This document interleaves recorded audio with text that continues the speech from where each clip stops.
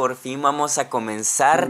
Estas son las bases de esta convicción de los cristianos, de Jesús, de Cristo, del ungido. La palabra cristiano comenzó como un insulto, y ser cristiano representa ser seguidor de Jesús, representa hacer todo lo que Jesús hizo. Él llegó a decir: sed imitadores de mí como yo lo soy de Cristo.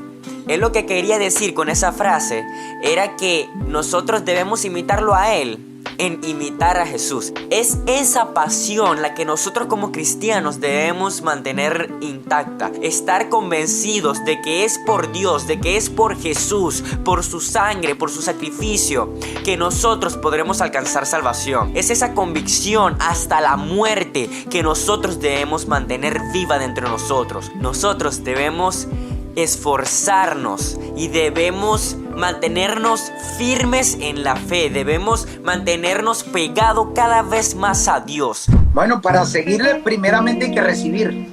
Hay quienes creen en Jesús y lo han recibido, pero como su Salvador. Creen que Jesús murió por ellos en la cruz, reciben su sacrificio, le dan gracias a Dios por su sangre. Pero hay el otro tipo de persona que no solamente recibió a Jesús como el Señor como el Salvador, sino como el Señor de su vida. Y hay una enorme diferencia en tener a Jesús como Salvador y tener a Jesús como Señor. O sea, cuando tú tienes a Jesús como tu Señor, tú dejas de hacer tu propia voluntad para hacer la de Él. Tú tomas tu cruz, te niegas a ti mismo y caminas en obediencia. Oyes su palabra y la pones por obra. ¿Y qué dice de los que le siguen? De los discípulos, de los creyentes. Estas señales seguirán a los que creen. Mira que Jesús, para ir al desierto, dice, y fue llevado por el Espíritu al desierto. La dirección de Dios en la vida del creyente es muy importante. Sin dirección se fracasa. Sin dirección no hay éxito, no hay bendición. Entonces, aún Jesús, para ir a la cruz, la carne no quería y le dijo al Padre: aparta de mí esta copa. Pero le dijo: yo acepto tu dirección, yo acepto tu voluntad, no como yo quiera, sino como tú. No mi voluntad, sino la tuya. Cuando tú realmente crees en Dios, nunca te apartas. Te puedes enfriar, puedes animarte, puedes atravesar un momento difícil en tu vida donde puedes abrazar algunas cosas incorrectas, pero nada ni nadie te puede robar eso que te dio el nuevo nacimiento. Cuando queremos hablar del verdadero evangelio, primero, si queremos hablarlo del verdadero evangelio, es para reconocer cuando se nos presenta una mentira, como bien tú decías al principio, que te estaba escuchando. Dios estaba reconciliándonos con Él en Jesús. ¿Sí? Esa es la esencia, ese es el centro. Es la reconciliación de nosotros con Dios. No es que el hombre se acercó a Dios, no es el intento del hombre por buscar a Dios, sino de que Dios, en su amor y misericordia, se envió a sí mismo a buscarnos para reconciliarse con nosotros, ¿no? El propósito de Dios siempre es que estemos en la eternidad con Él. Ese es el propósito por el cual Dios envió a Jesús.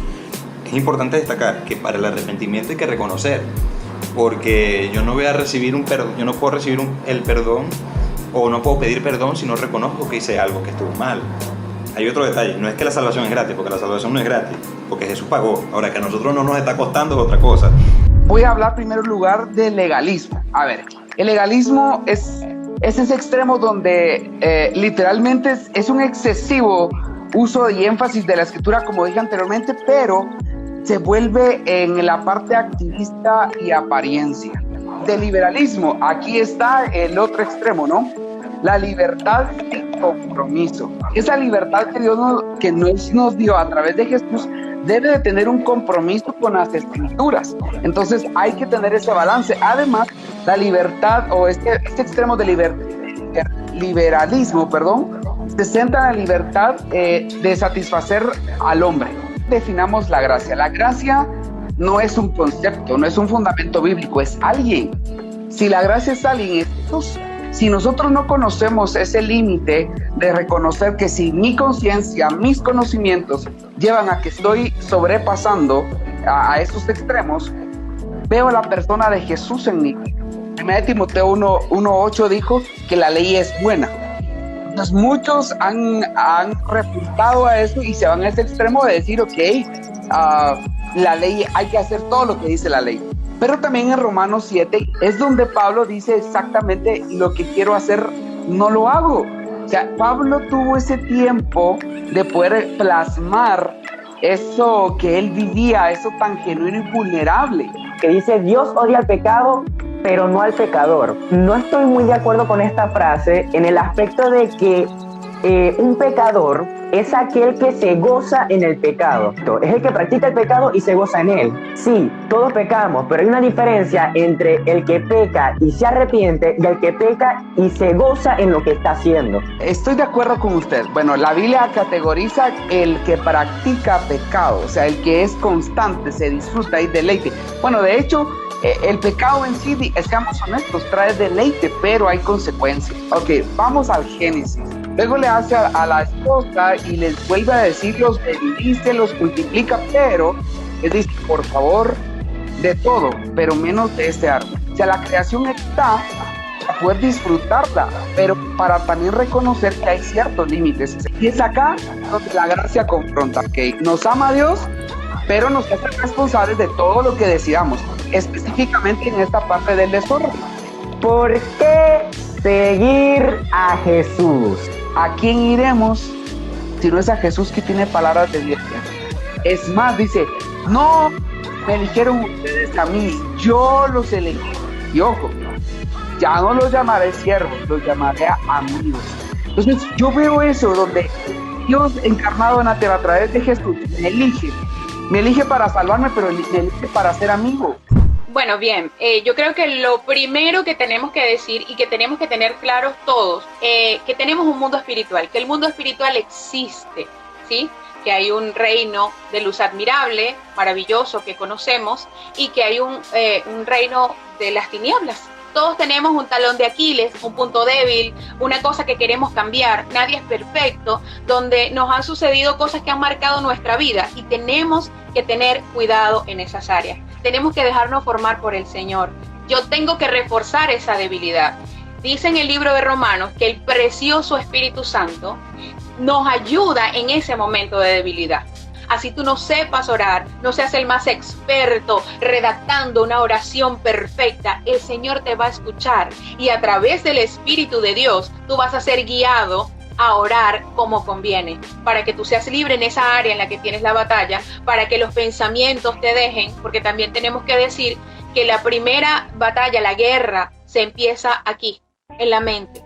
Por perder la batalla en la mente, vienen acciones, vienen consecuencias de lo que está en nuestra mente y baja a nuestros corazones, ¿sí? No es por mi propia mano como yo voy a ganar esta batalla.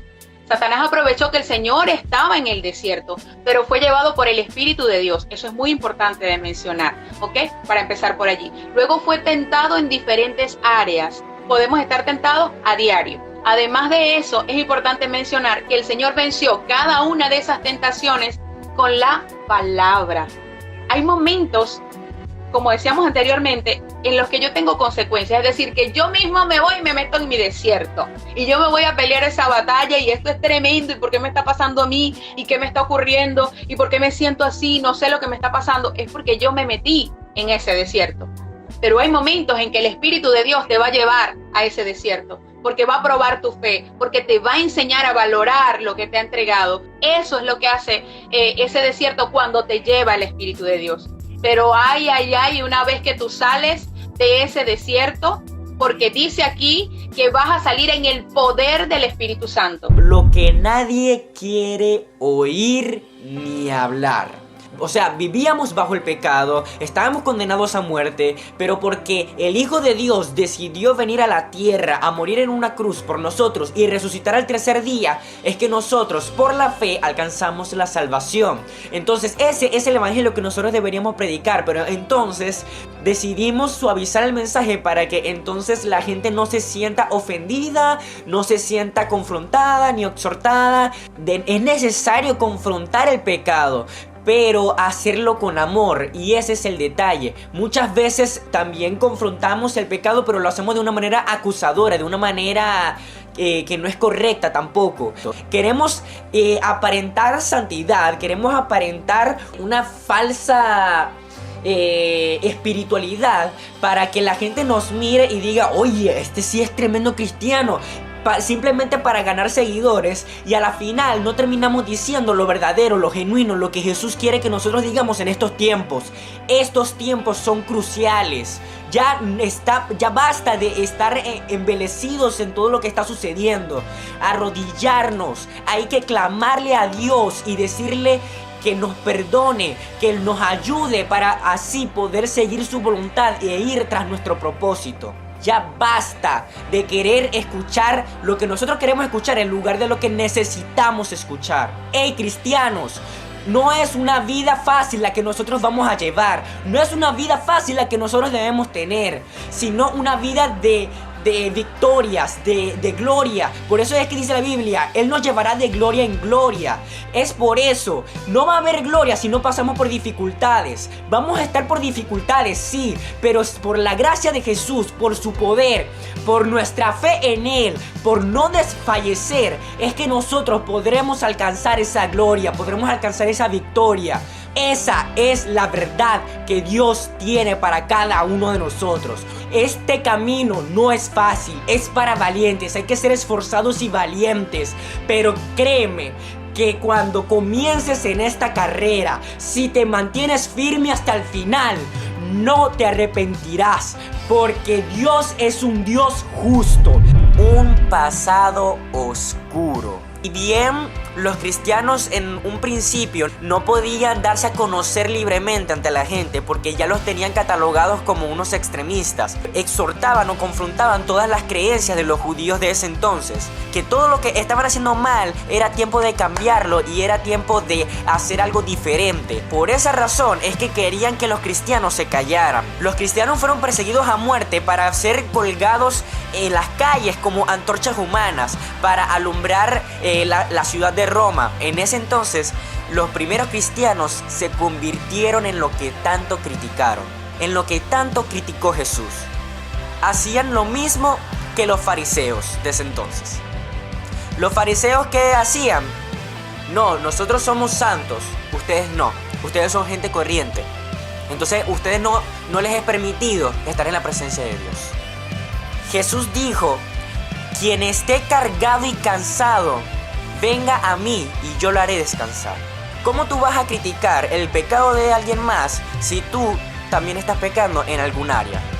Porque todos nosotros hemos pecado, todos nosotros hemos cometido errores. Somos propensos a cometer errores. No hay acepción de personas en cuanto a la salvación.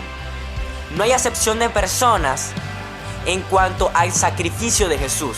Todo el que quiera ir en pos de Jesús debe negarse a sí mismo, tomar su cruz y seguirle. Si tenemos la palabra en nosotros, si tenemos la verdad, ¿por qué no podemos esforzarnos y por qué no podemos estar convencidos de que Dios está con nosotros y que cuando llegue el momento, entonces podremos hablarle a la gente y podremos anunciarles la verdad? Porque muchas personas se hacen una imagen falsa de Dios, una apariencia de Dios que no es correcta. Cuando el Dios que está en la Biblia, el Dios que se manifiesta aún a cada persona, el Dios que sigue siendo Dios desde Adán y Eva hasta Moisés, hasta Samuel, hasta cada una persona que está en este planeta en este momento, ¿por qué nosotros no podemos hacer lo mismo que Él?